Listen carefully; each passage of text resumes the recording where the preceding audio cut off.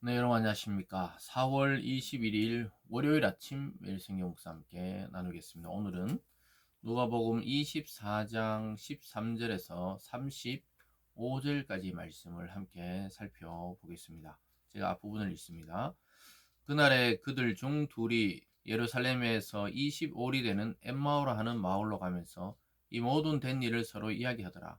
그들이 서로 이야기하며 문의할 때 예수께서 가까이 이르러 그들과 동행하시나 그들의 눈이 가리어져서 그인 줄 알아보지 못하거늘 예수께서 이르시되 너희가 길 가면서 서로 주고받고 하는 이야기가 무엇이냐 하시니 두 사람이 슬픈 빛을 띠고 머물러 서더라. 아멘. 오늘 본문의 말씀을 통해 성경을 풀어 주실 때라는 제목으로 말씀을 증거하겠습니다. 예수님께서 돌아가시고 나서 많은 제자들은 이제 뿔뿔이 흩어져서 또 오늘 이 두 제자는 자기의 고향에 또 자기가 있는 집으로 돌아가는 중이었습니다. 그때 부활하신 주님께서 그들에게 다가왔지만 그들이 금방 알아보지를 못했습니다.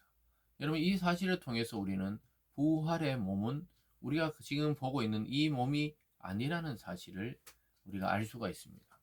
왜냐하면 이 몸으로 다시 살아나는 것은 그냥 소생하는 것에 불과하죠.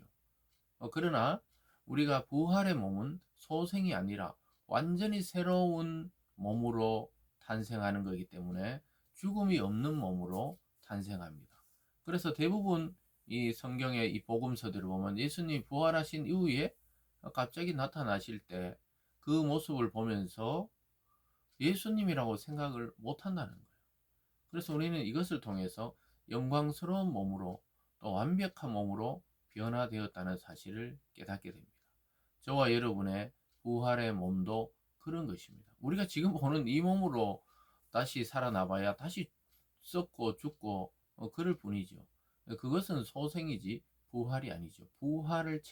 부활의 몸이란 것은 완전히 영원히 죽지 않는 마치 천사들과 같은 그런 상태라고 예수님이 말씀하셨죠. 그래서 장가가거나 시집가거나 그런 것이 없이 영원토록 변함없는 그 몸, 그 형체로 살아가는 것이죠.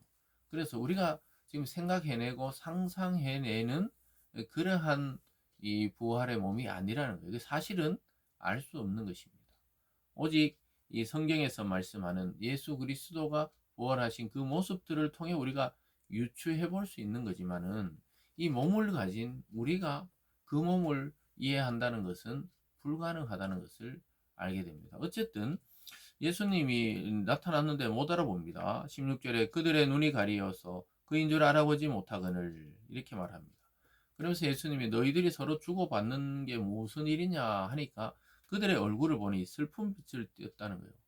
예수님이 돌아가시고 또 자기들이 왕이 되시고 구원자 되시고 정말 온 세계를 통치할 줄 알았던 예수님이 참으로 무기력하게도 십자가에 못 박혀 돌아가시고 그 비참한 몰골로 인생을 끝이 나는 것을 보면서 허무에 빠지고 슬픔에 빠져서 고향으로 엠마오라는 그 자기 동네로 돌아가고 있는 중이었다는 것이죠. 그럴 때 예수님께서는 그들이 알아들을 수 있는 이 성경을 통해서 그들에게 설명해 주고 있습니다. 어쨌든 그들은 이렇게 말합니다. 예루살렘에 큰 일이 있었는데 왜 자기 혼자만 이것을 알지 못하느냐고 이야기해요. 18절에 그 한 사람이 글로바가라 하는 자가 대답하여 이르되 당신이 예루살렘에 체류하면서도 요즘 거기서 된 일을 혼자만 알지 못하느냐 이르시되 무슨 일이냐 이르되 나사렛 예수의 일이니 그는 하나님과 모든 백성 앞에서 말과 일에 능한 선지자언을 우리 대제사장들과 관리들이 사형 판결에 넣어주어 십자가에 못 박았느니라 이렇게 말합니다. 아니 당신은 예루살렘 근처에 사는 것 같은데 예수님인지 모르는 거예요. 부활하신 예수님의 그 몸을 보고는 얼굴을 보고 자세히 알 수가 없는 거예요. 그래서 설명해 줍니다. 아주 큰 소동이 있었는데 나사렛 예수라는 분의 이야기입니다. 그는 하나님과 또 모든 이스라엘 백성의 말과 일에 능한 선지자다 이렇게 말해요. 그런데 우리 관리들과 대제사장이 그를 십자가에 못 박도록 넘겨주어서 죽어버렸다 이렇게 슬픈 빛을 띠고 예수님께 이야기하는 것이죠. 21절에도 보면요. 우리는 이 사람이 이스라엘을 속량할 자라고 바랐노라. 이뿐 아니라 이 일이 일어난 지가 사흘째요. 이렇게 말합니다. 아니 지금 그분은 우리를 속량, 이스라엘을 속량, 구원할 자, 로마의 압제에서 일으킬 자, 영원한 통치자, 그런 사람인 줄 알았는데 참 우리는 안타깝게 되었습니다. 이렇게 설명하는 것이죠. 그리고 이 일이 일어난 지 지금 3일이 되는데 모르냐고 이렇게 말하면서 어떤 여자들은 그 무덤에 갔다가 그 시체를 보지 못했다 하면서 막 다시 살아났다 이런 말도 하던데요. 뭐 이렇게 이야기합니다. 그리고 뭐 베드로가 달려갔던 이야기, 무덤에 갔던데 예수님 시체를 보지 못했더라. 막 이렇게 이야기하고 있습니다. 그래서 그들은 일어난 현상만 보고 그리고 또 예수의 시체가 없어졌다는 소문만 듣고 그들은 더 허탈한 마음으로 돌아가고 있었죠.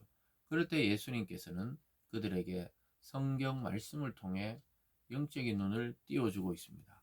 25절입니다.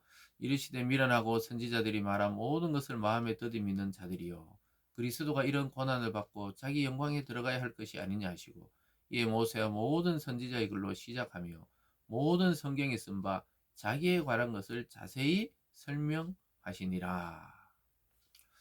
그들이 참 안타깝게도 말씀을 들었지만 그것을 잘 이해하지 못했다고 생각하셔서 예수님은 구약의 모든 선지자들의 그 이야기들과 모세 율법들 그 중에 자기에게 향한 예언을 풀어서 자세히 설명해 줬다는 거죠.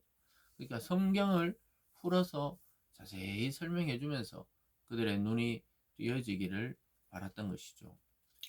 쭉 내려가서 30절에 그들과 함께 음식 잡수실 때 떡을 가지사 축사하시고 떼어 그들에게 주시리. 그들의 눈이 밝아져 그인 줄 알아보더니 예수는 그들에게 보이지 아니하시는지라.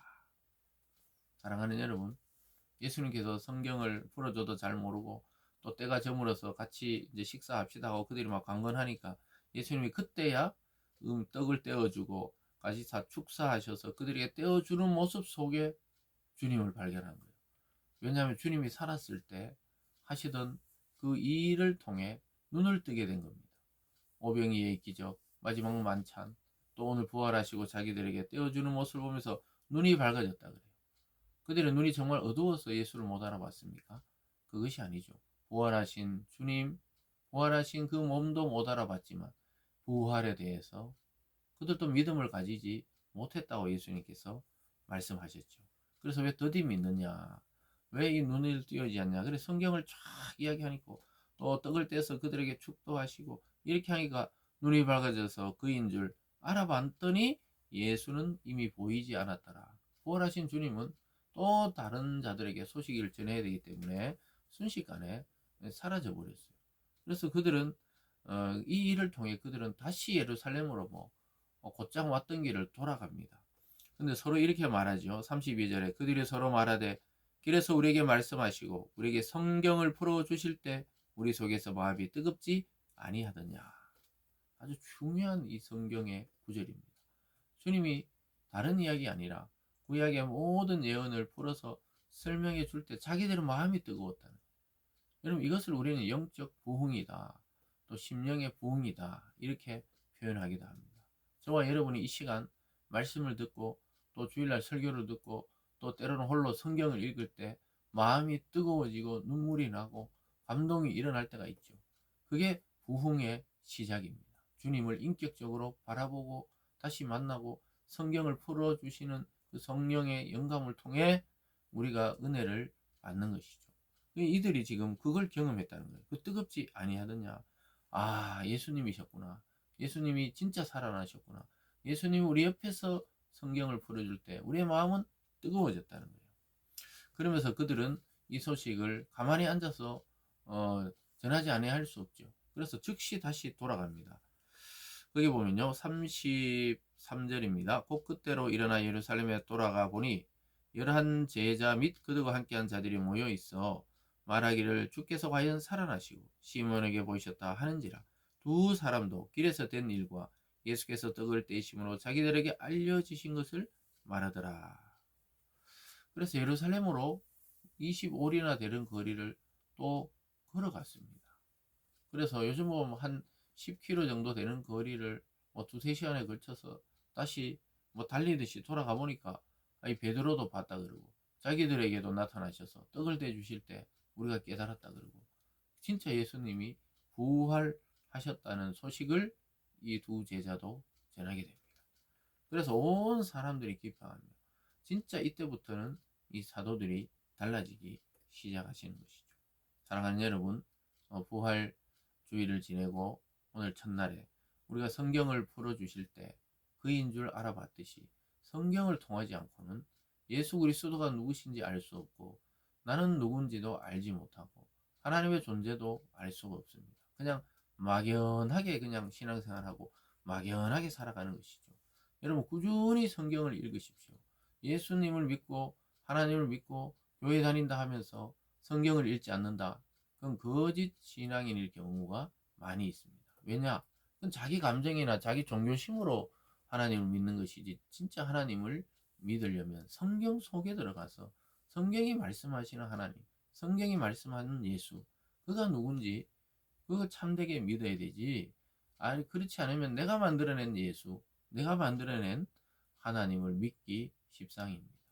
사랑하는 여러분, 오늘 말씀을 잘 생각해 보시고 우리가 지금 예수님이 우리 옆에 풀어주지 못해도 성경을 읽을 때 성령이 이것을 깨닫게 하시고 성경을 풀어 우리 마음을 뜨겁게 하신다는 사실을 기억하시면서 부활하신 주님이 성령으로 우리에게 늘 함께 하심을 믿고 오늘 또 말씀으로 승리하는 하루 되기를 바랍니다. 기도하겠습니다. 사랑의 하나님 아버지, 우리는 예수님을 믿고 하나님을 믿고 교회 다닌다 하면서 성경을 너무 등한시하거나 또는 집중하지 않거나 때로는 아예 읽지 않는 경우도 많이 있습니다. 용서하여 주시고 하나님의 말씀인 이 성경을 붙들고 끝까지 인생의 씨름을 해서 우리에게 향하신 하나님의 뜻을 발견하는 우리 모두가 되게 하여 주시옵소서. 감사드리며 예수님 이름으로 기도드리옵나이다. 아멘.